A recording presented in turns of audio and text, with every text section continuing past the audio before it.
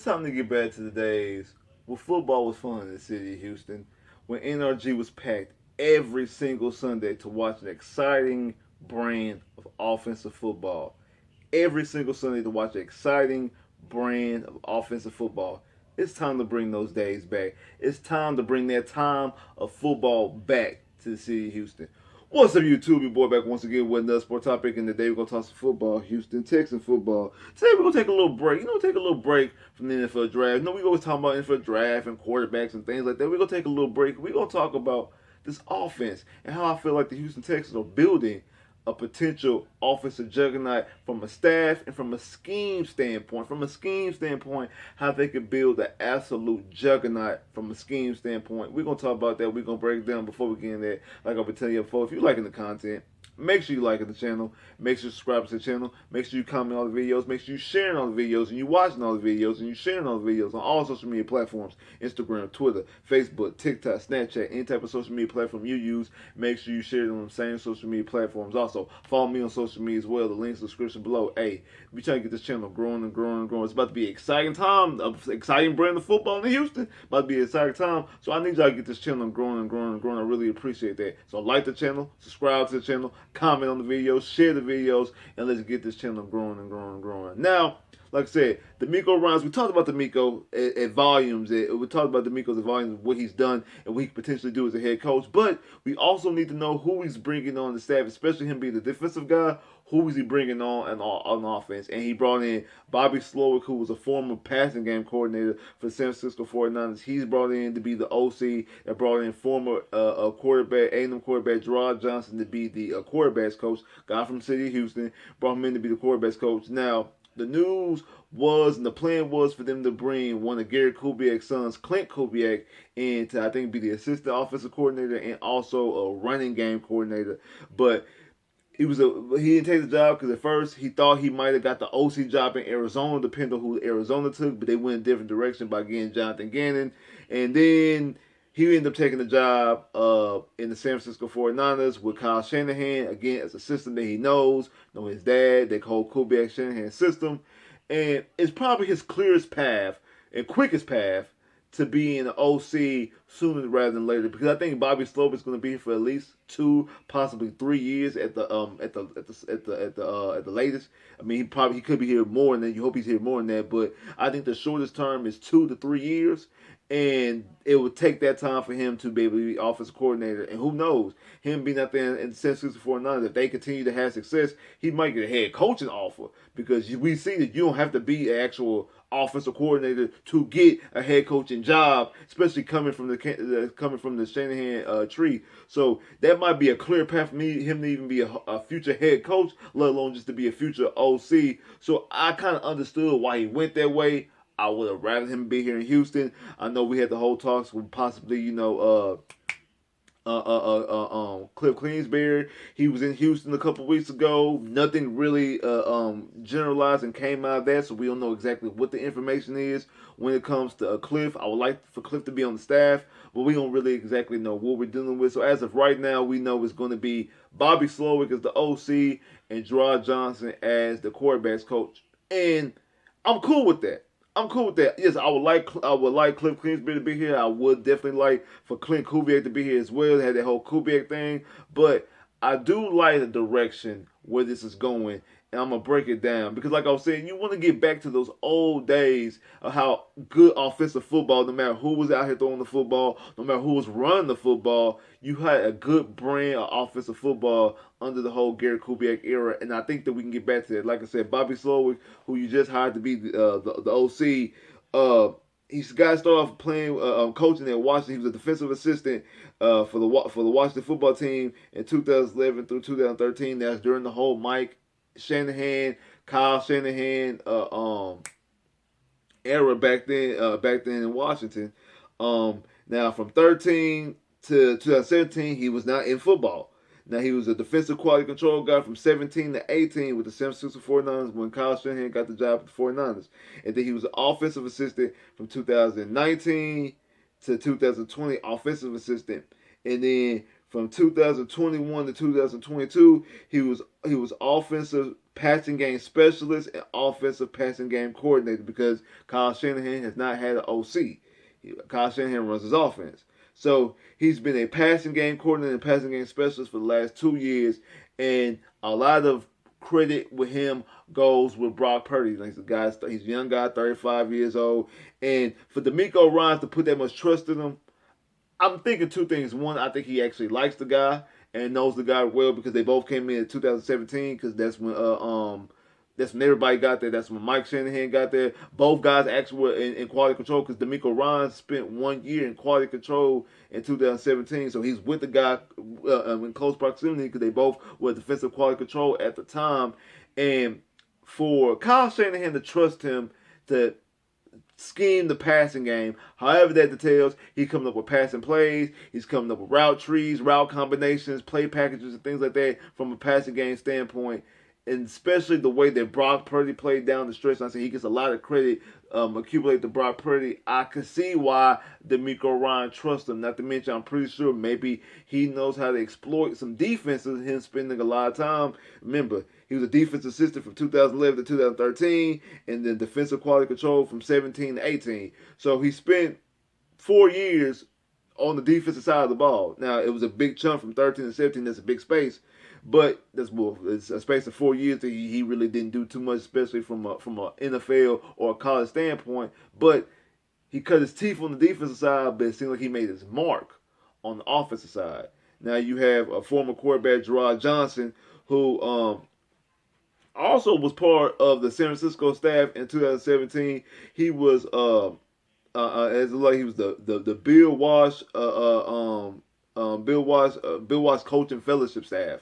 I don't know exactly what that tells, but I do know that Bill Walsh they consider him the father of offensive football. He's the one who created the offense of the West Coast offense, which is what comes from the whole Shanahan Kubiak offense comes from the tree of the West Coast. It's a version of the West Coast offense. You have the West Coast offense, and you have Shanahan and Kubiak's version, and then you also have Mike Holmgren, Andy Reid, they version. All that splinters from the West Coast offense. You have a tree of West Coast offense. You have different splinters. So, like I say, Mike Shanahan, Kubiak, their offense goes one way. You have like I said, Andy Reid. You have Mike Holmgren. You have I can't think of John Gruden. I forgot Mangini. Not Mangini. Used to coach the 49ers. I can't think of his name. Used to coach Jeff Garcia. I can't really think of his name. But all of them come from that same West Coast tree. They have different versions, and that's the reason why their offenses are different. Because when it comes with Kubiak and the Shanahan, they do more zones and bootlegs and things like that. But it still is a part of the West Coast offense. So he has a familiarity with the Bill Walsh offense because he was actually teaching that in San Francisco and also teaching that in 2019 with the Indianapolis Colts. Then was offensive quality control for the Indianapolis Colts from 2020 to 2021. And then last year he was an assistant quarterbacks coach with the Minnesota Vikings under Kevin O'Connell, who also comes from a splinter of the Kubiak Shanahan tree because he comes from McVay. McVay was in Washington with Mike Shanahan and Kyle Shanahan, and he was a tight ends coach in Washington. So O'Connell is another splinter from that whole Shanahan tree by virtue because he comes from McVay. McVay comes from that tree as well. So the offensive, the language is pretty much the same, and I can see why he brought him in, and I also can see why DeMeco decided to bring in Gerard Johnson. He's from Houston. He's another young guy, only 34 years old. I'm thinking that, like I was saying, they're going to be building an offensive system predicated in around this whole West Coast, Gary Kubiak, Mike and Kyle Shanahan offense, which is the offense that we've seen here personally from 2006 to 2013 work very well. And the one thing that we always talk about the quarterbacks, and we always talk about the bootlegs and how the offense looks. The best thing for that offense, the thing that does the well with that offense, is the running game. Dameon Pierce, I feel like is going to have a career season. I mean, anything over 900 yards would be a career season because he's only played 1 year in the NFL. He's going to have a very, very good season, I believe, in this offense because this offense just sneezes out 1,000-yard rushers. Remember, Steve Slayton rushed for 1,000 yards in this offense. Ron Dame rushed for 1,000 yards in this offense. Arian Foster came one of the best backs in the late 2000s, early 2010s in this offense. Terrell Davis made the Hall of Fame in this offense. Clint Portis ran this offense. Who else ran this offense? I'm trying to think of somebody else who also ran this offense that did very well from themselves. I mean, a lot, but the offense predicates has people rush. Was no Sean Marino kicker? No Sean Marino ran this offense under Gary Kubiak when Gary Kubiak went back to Denver. Justin Forsett, when Gary Kubiak went to was the offensive coordinator in Baltimore, he went to Baltimore and I think ran for 1,300 yards in Baltimore in his offense. His offense sneezes out 1,300-yard rushers. There was a time that we had we might as well had 2,000-yard rushers with 2011. Arian Foster had 1,200 yards and Ben Tay had like 958 off the bench. Almost had 1,000 yards. 2012, he almost had. He had a really good, decent season rushing, if I'm not mistaken. This offense produces and sneezes out 1,000-yard rushers at volumes, at ease. Dameon Pierce, the way Dameon Pierce ran last year, is going to be able to make this offense click extremely well. It's gonna open up a lot of running lanes for the offense, and I like the fact how he's going after the youth. Because, like I was saying, if whoever you draft CJ, draft Bryce, draft CJ, whoever you draft, whoever quarterback you draft. If they do well and Dameon Pierce does well, this offensive coordinator, Bobby Slowik, is going to get a lot of looks. He's going to get a lot of looks as a head coaching job. He definitely is. I don't see him leaving after his first year. I mean, he could. I highly doubt it. I don't care how the quarterback looks. I mean, maybe if the Texans win the Super Bowl and the rookie quarterback not only breaks the rookie record, but like the conversation for MVP. And it's like leading the NFL in yards and touchdowns or something like that, maybe. And then also have like a league rusher, like maybe then. But even then, I still don't think so. I think Bobby Slowik's going to be here for at minimum 2 years. I'm thinking really 3. I think it's going to take up to that third year before he really starts getting some run. I think his name might be buzzing by year 2. I don't think he's going to leave at year 2. By year 3, he's probably going to be gone, and then that way now you have Gerard Johnson. You just moved Gerard Johnson. Him being around this offense for the amount of time he's been around this offense, and like I said, whatever he was doing with the whole Bill Walsh thing, I think that's very key. I think that's very, very interesting because again, the Shanahan-Kubiak offense is a splinter off of the West Coast offense. And if he's out here doing something with the Bill Walsh offense, he was doing something, teaching the Bill Walsh offense with the 49ers in 2017 and also with the Colts in 2019, that means he has something to do with the Bill Walsh offense, something that he's learned or whatever. And he also has familiarity. So this being with the splinter offense of that, the spider offense of that, I think pays off huge dividends, and I think they push you in the best situation. Now when you go back to the quarterback that they draft, I think the one thing that we need to know is which quarterback is very good at play action, because I think those are the things that's key. Because that's one thing, that's really what made Matt Schaub extremely well in this offense. Matt Schaub was not a mobile guy. But what made Matt Schaub, he was extremely good with the sleight of hand. He probably had the best play action in the NFL. Like better than Peyton Manning, better than Tom Brady, better than Drew Brees, Ben Roethlisberger, whoever else was out there playing at the time. In that era, he had the best play action, and that's the reason why the play fake, especially when you had a back like Arian Foster, it was different when you had Steve Slayton and you had Ron Dame and stuff like that, and with Amon Green at one point in time. But when you got Arian Foster, it took it to a whole nother level because you actually had a legitimate run back that you were giving the ball to. So him able to do that play fake and him run that bootleg and able to catch Owen Daniels, able to catch Andre Johnson wide open or whatever the case may be. Because that's one thing too. This offense used to scheme. Gary Kubiak was very well at scheming Andre Johnson open.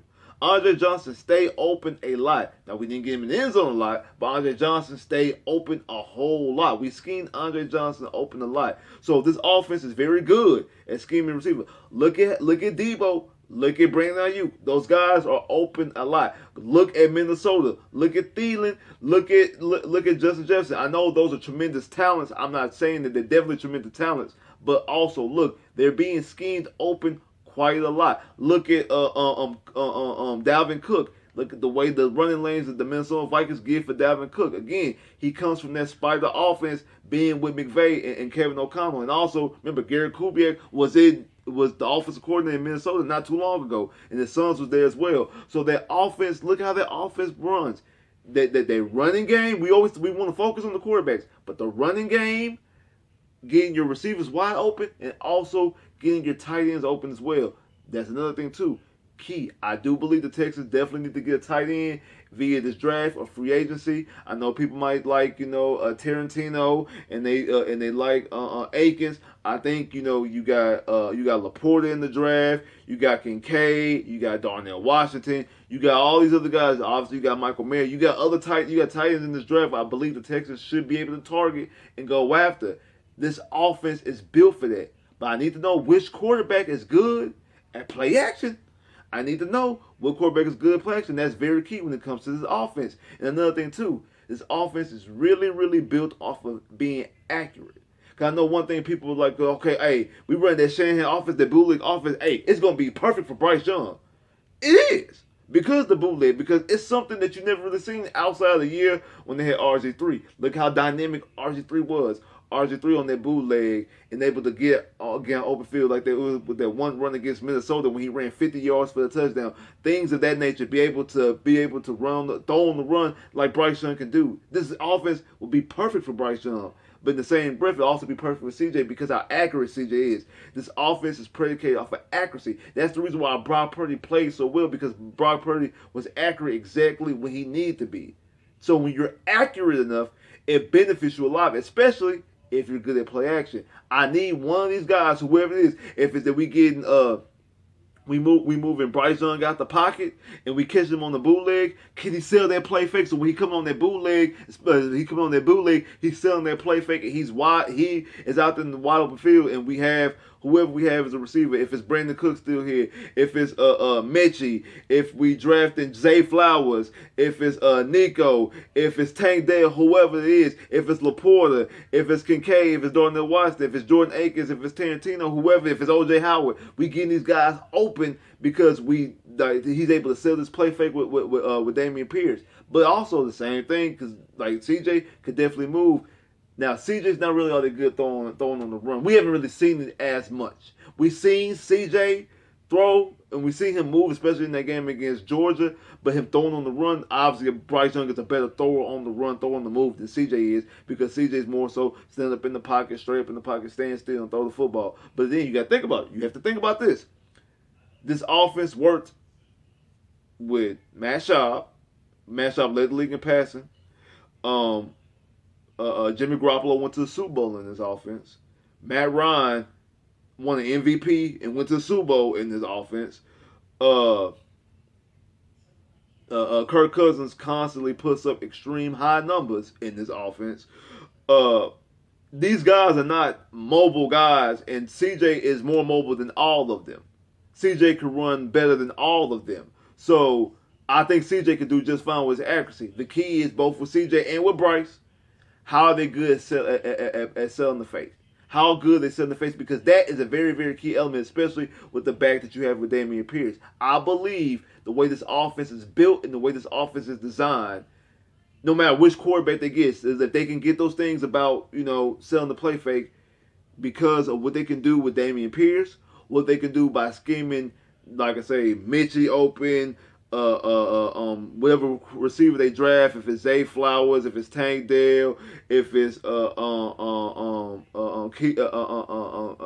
Butte, if it's Rice out of SMU, if it's A.T. Perry, whoever it is, if it's Nico Collins, whatever receiver they have on this board, whatever receiver they have on this team on this board, they can scheme them open. Whatever tight end they have, they can get these guys open. This offense is predicated to get those guys open. Look at what, don't just look at the numbers. Look at the plays. Look at the field. Look at how these receivers in San Francisco were always constantly open. Remember how we know Dre was great, but remember how open Dre was. Remember how open Owen Daniels was all the time. Remember, you got to think about these. These guys were schemed open all the time.